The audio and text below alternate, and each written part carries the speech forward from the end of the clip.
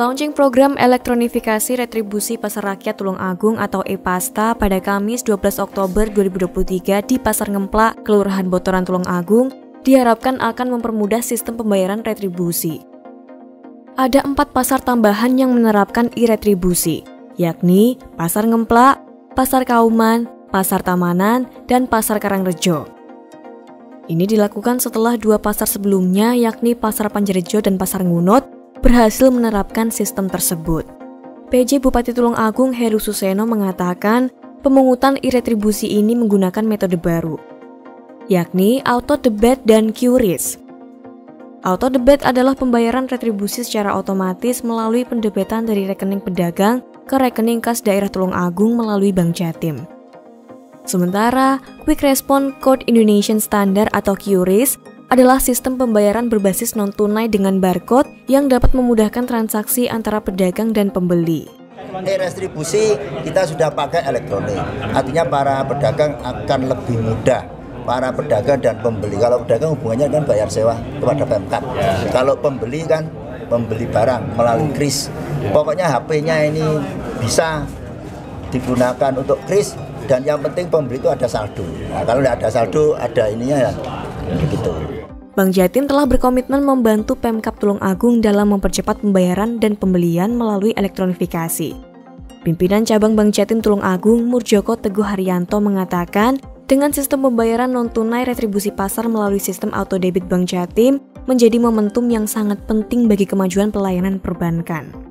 Ya, jadi komitmen kami kemarin setelah habis diadakan high level meeting di mana ya? Di Bapenda kemarin ya? Di Prajamukti, itu kan ada Pak Sekda dan 16 OPD penghasil, yang mana komitmen kita melakukan ETPD, elektronifikasi transaction daerah, ya? Pemerintah daerah.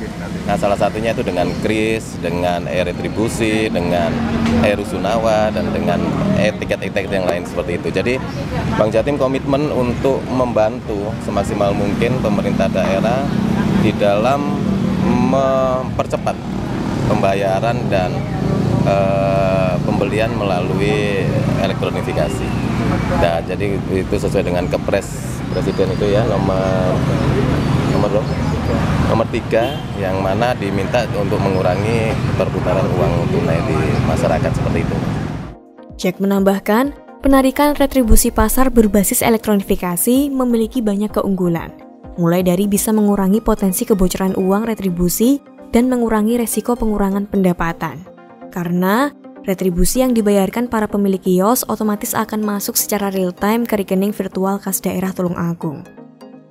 Selain itu, Bank Jatim Tulungagung juga memberikan bantuan 5 gerobak sampah yang dioperasikan di Pasar Ngemplak, yang diharapkan bisa mempermudah pembuangan sampah di pasar tersebut. Di sisi lain, Kepala Disperindak Tulungagung Tri Haryadi menambahkan, tujuan dari program e-Pasta adalah untuk meningkatkan efektivitas, efisiensi, dan transparansi pemungutan retribusi pelayanan pasar yang diharapkan mampu meningkatkan pendapatan asli daerah di sektor tersebut. Karena setelah penerapan e-retribusi di Pasar Panjerejo dan Pasar Ngunut, terdapat peningkatan PAD sebesar 1,6% dibandingkan penarikan retribusi secara manual. 10%. Nah, makanya salah satu upaya kita untuk meningkatkan pendapatan PAD adalah meningkatkan pelayanan yang ada di pasar, termasuk kita melaunching kegiatan e-Pasta hari ini yang diikuti 4 pasar, Pasar Ngemplak, Pasar Tamanan, Pasar Karangrejo, dan Kauman. Setelah ini kita berproses untuk mengembangkan ke pasar yang lain untuk tahun ini ya, Pasar Ngentrong, Pasar Campur Darat, Pasar Boyolangu, Pasar Sumberdadi, Pasar Gudang, dan Pasar Ngantru. Untuk tahun ini kita upayakan 6 pasar ini nanti bisa melaksanakan e-Pasta seperti yang kita launching hari ini. Untuk saat ini, rincian kios yang sudah menerapkan e-Pasta yakni 127 kios di Pasar Ngemplak, 36 kios di Pasar Tamanan, 21 kios di Pasar Karangrejo, serta 47 kios di Pasar Kauman. Sementara, untuk pedagang los di pasar-pasar tersebut akan diberikan sosialisasi secara bertahap. Dari Tulungagung, Lukman Hakim melaporkan.